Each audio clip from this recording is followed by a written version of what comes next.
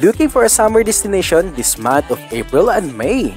Pwedeng-pwede nyo yan ang Kalanay Falls sa itinerary nyo.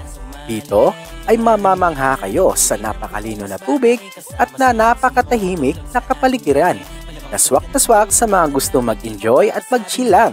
Mapasolo ka man, may barkada, o family bonding man yan, ito para sa inyo. At sa mga nagtatanong kung saan located ito, located lang po ito sa Barangay Nabangig, Palanas, Masbate. At ang entrance fee dito ay 20 pesos lang. Mapabata man o matanda.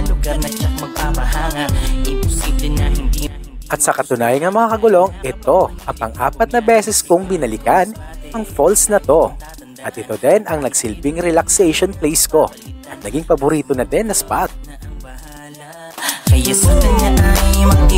At alam nyo ba mga kagulong na hindi din nakaligtas ang Kalanay Falls dahil ito ay isang biktima din ng mga iligal na pagmimina na muntikan ng ikasira ng ganda ng falls na to. At buti nga ay naagapan ng mga otoridad at mas prineserba pa at mas pinaganda pa.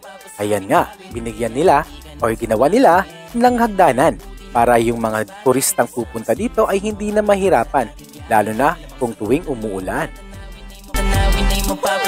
At dahil Holy Week na ngayon, ay marami tayong nakasabay na mga gustong magtampisaw at mag-enjoy sa falls na to.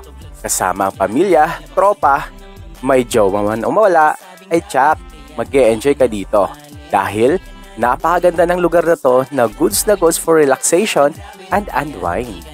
At may mga ilan tayong mga nakita dito na kasabay na kumakain at nagbabanding ang kanilang family. At ang iba naman ay nag-ala Spider-Man na lumalambitin at tumatalon dito sa tubig.